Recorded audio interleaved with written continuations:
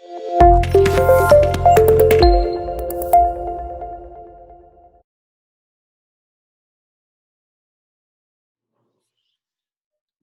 ही interesting method है। हाँ, सब कुछ बड़ा इंटरेस्टिंग है। Value added method. फॉर्मूला करने से पहले कॉन्सेप्ट सीखते हैं कि वैल्यू एडेड का कॉन्सेप्ट आया कहां से। वैल्यू एडेड टैक्स में भी ये कॉन्सेप्ट यूज होता है, नेशनल इनकम मेजरमेंट में भी ये कॉन्सेप्ट यूज होता है क्या ये वैल्यू एडेड? पहले क्या होता था कि सिर्फ और सिर्फ जो हर एक सेक्टर की, हर एक प्रोड्यूसर की जो value of final goods and services है ना, वो हम ऐड कर देते थे। तो उससे क्या दिक्कत आने लगी? Double counting. कैसे? ध्यान से देखना। लेट अस अज्यूम पहली कहानी हुई, पहली पार्टी है फार्मर। फार्मर ने बनाया, दिया बेकर को। Farmer, baker, consumer. Farmer, baker, consumer. Okay, एक और ध्यान से देखना। Okay, farmer, tailor, baker, consumer. अब ध्यान से देखना, ध्यान से देखना।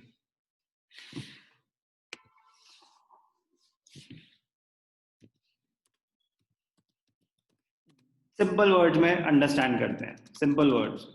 फिर आएंगे हम technical. Purchase price, selling price. Tiller, tiller of the land of farmer ही हुआ, मिलर।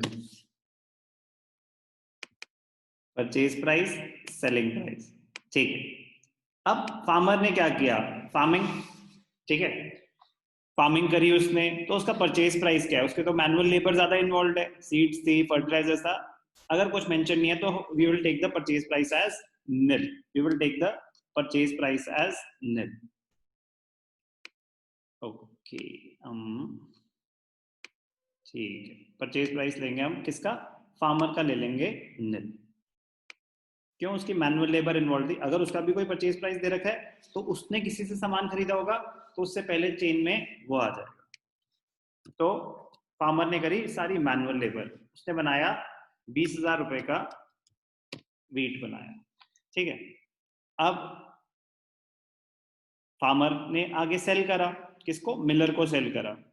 तो अब तो उसने तो रॉ, मतलब रॉ फॉर्म में था, प्रोसेस्ड फॉर्म में नहीं था। मिलर ने फार्मर से सामान खरीदा, फार्मर से सामान खरीदा कितने का? 20,000 का। उसने प्रोसेसिंग करी, ठीक है, उसका आटा बन गया। अब उसने, मिलर ने वो आगे कितने का बेचा? 45,000 का। किसको बेचा? बेकर को। बेकर ने क्या करना था? ब्रेड्स बनानी थी, केक्स बनाने थे, कुछ भी बनाना था उसने, बेकरी प्रोडक्ट्स बनाने थे।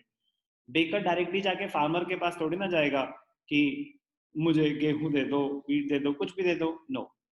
तो वो मिलर, मिल्स को कांटेक्ट करेगा। तो बेकर ने किससे सामान खरीदा? मिलर से, 45,000 का। बेकर ने आगे कितने का सामान बेचा? 75,000 का। तो इवेंचुअली किसने खरीद लिया? कंज्यूमर ने।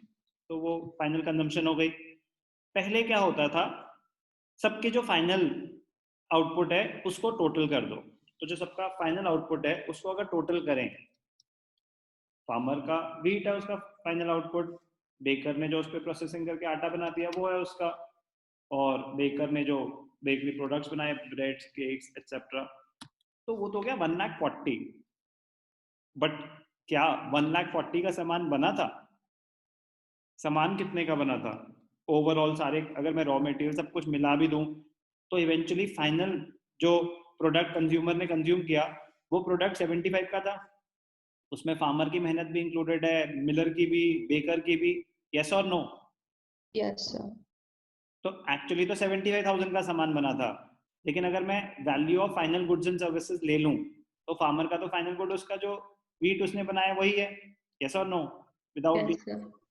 तो सबके फाइनल गुड्स तो यही थे। तो अगर मैं ये सब ऐड कर रहा हूँ तो वैल्यू आ रही है 1,40,000।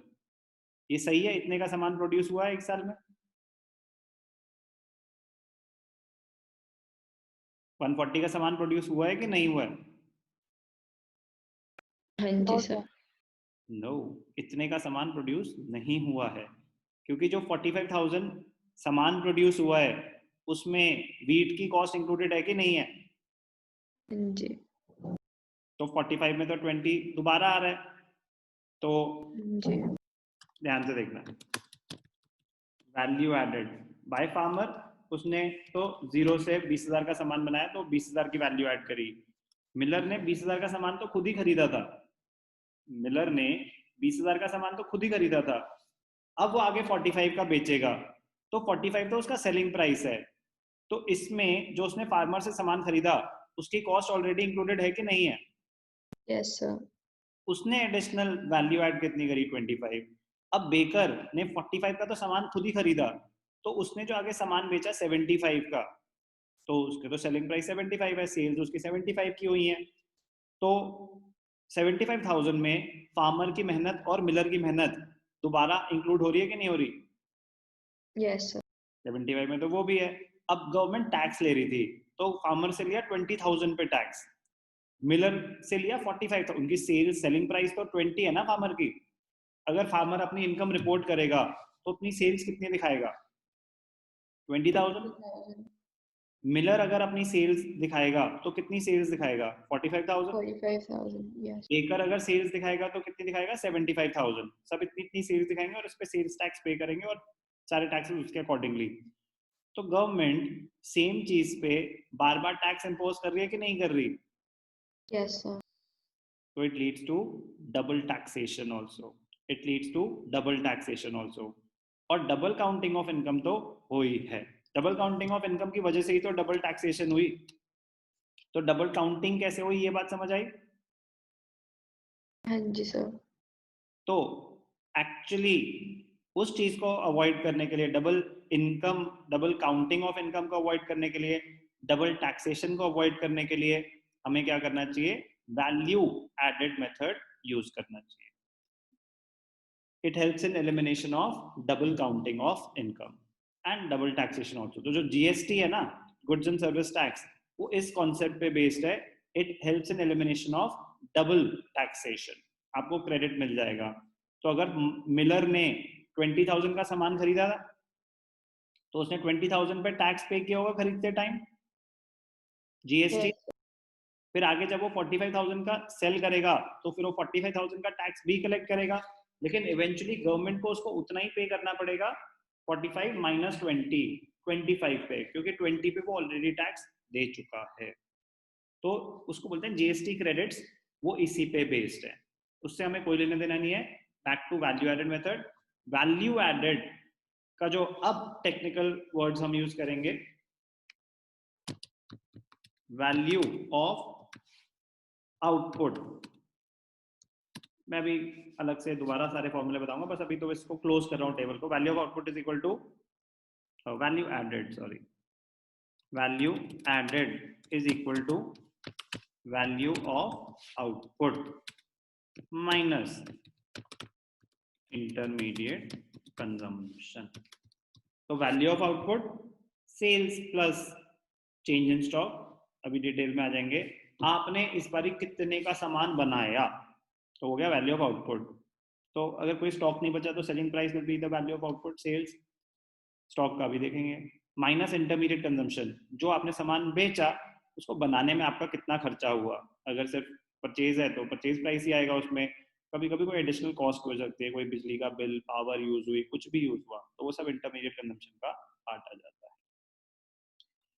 तो बहुत इंपॉर्टेंट है वैल्यू एडेड मेथड में कि how can double counting be avoided. तो एक बारी कॉन्सेप्ट को डिटेल में पढ़ लेते हैं। वैल्यू एडेड मेथड में फॉर्मूला तो मैं अभी आपको डिटेल में कराऊंगा, ठीक है।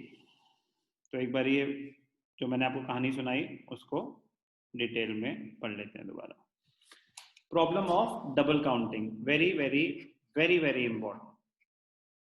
तो इसकी टेबल बनानी आपको आनी चाहिए, अपनी वैल्यूज यूज कर सकते हो कुछ भी, बट कॉन्सेप्ट ध्यान से। In measuring the national income, the value of only final goods and services is to be included. अरे बोला ना आपने फाइनल गुड्स एंड सर्विसेज लो, उससे क्या होता है? However, the problem of double counting arises when the value of intermediate goods is also included along with the value of final goods. कह रहे ऐसे कैसे? अब ध्यान से देखना, फार्मर के लिए फाइनल गुड क्या था? उसका वीट, यस और नो? Yes, sir. अब वो वीट तो मिलर ने खरीदा, प्रोसेसिंग करी, उसका आटा बना के बेच दिया, तो जो आपने फार्मर का फाइनल गुड ले लिया मिलर के लिए, तो वो इंटरमीडिएट कंजम्पशन है, यस और नो? Yes, sir. अब मिलर का फाइनल गुड क्या था? उसका आटा, Yes, sir. फ्लावर। तो जब अगर फ्लावर आप ले रहे हो दोबारा 45,000 फाइनल गुड्स में, इसमें वीट की कॉस्ट इंक्लूडेड है कि नहीं है? हाँ जी. तो एक तरह से आप वीट की कॉस्ट दो बार ले रहे हो। अब मिलर ने फ्लावर बना के बेकर को दिया, बेकर ने ब्रेड बनाई, तो उसका बेकर का फाइनल गुड क्या है? 75,000। हाँ जी. तो उस 75,000 में वीट की कॉस्ट भी इंक्लूडेड है, फ्लावर की कॉस्ट भी इंक्लूडेड है, यस और नो? हाँ जी, सर. तो डबल काउंटिंग हो रही है। कह रहे फाइनल गुड्स अगर आप ले रहे हो सारे ऐसे, तो कहीं ना कहीं इंटरमीडिएट कंजम्पशन भी इंक्लूड हो रही है, क्योंकि फार्मर के लिए तो फाइनल प्रोडक्ट था, लेकिन वही प्रोडक्ट मिलर के लिए इंटरमीडिएट कंजम्पशन थी, इंटरमीडिएट गुड था। Double counting refers to counting of an output more than once. दो बार नहीं, more than once. तो तीन बार भी हो रहा है तो वो डबल काउंटिंग की कैटेगरी में ही आता है. While passing through the various stages of production, if an item of output is counted more than once. A commodity passes through various stages of production before reaching the final stage. When the value of commodity is taken at each stage, it is likely to include the cost of inputs more than once. So value of output was taken at each stage. Farmer का था 20, Miller का 45, Baker का 75. So value was taken at each stage. It led to double counting. It included cost of inputs more than once. Let us understand this through an example. Farmer, Miller, Baker, आपको बताया. Suppose the farmer produces 50 kg of wheat and sells it for rupees 500. Values change है obviously. तो to the miller, flour mill में बेचा उसने अपना wheat, ठीक है. अब for the farmer, wheat of rupees 500 is the final product. Let us assume cost, intermediate cost of the farmer is 0. तो उसने कितनी वैल्यू ऐड करी? 500. उसके फाइनल प्रोडक्ट की वैल्यू क्या थी? 500. किसने खरीदा? मिलर ने खरीदा. अब मिलर ने 500 का तो खरीदा. Wheat is an intermediate good. Miller converts wheat into flour and sells it for 700. तो उसने 700 रुपए का बेचा. किसको? बेकर को. Now 700 is the final product for the miller. Miller का तो फाइनल प्रोडक्ट वही है जो उसका फ्लावर है, तो उसकी सेलिंग प्राइस 700 है. तो 700 में तो उसकी wheat की कॉस्ट भी इंक्लूडेड थी, लेकिन है तो यही. कह रहे वैल्यू एडेड कितना है इसका? कह रहे 700 माइनस 500, 200.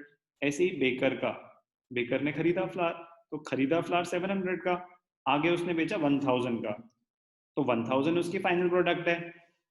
अगर हम सबकी फाइनल प्रोडक्ट ले लें तो डबल काउंटिंग हो जाएगी. तो वैल्यू ऐड कितनी करी बेकर ने? 300.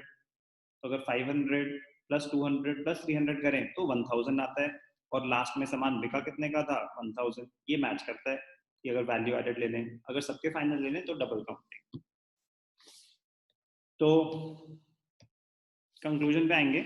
However, a careful examination reveals that each transaction contains the value of intermediate goods. The value of wheat is included in the value of flour. The value of flour is included in the value of bread. So same item is being counted again and again. As a result, values of wheat and flour are counted more than once. This causes the problem of double counting. It leads to overestimation of value of goods and services produced. In order to know the correct value of national income, we must avoid this problem of double counting. Kaise?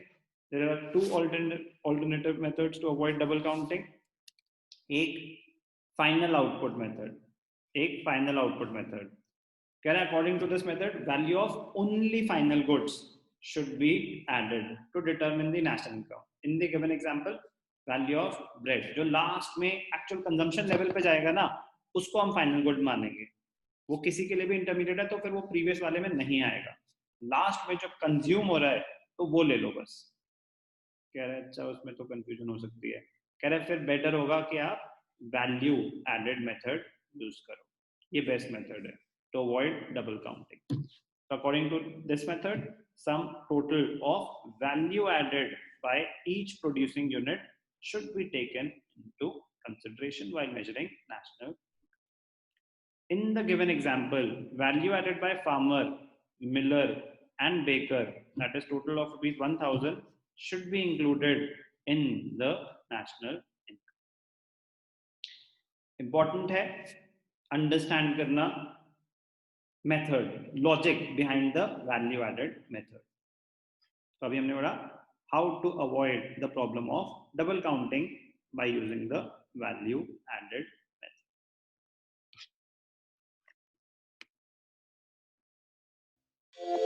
method.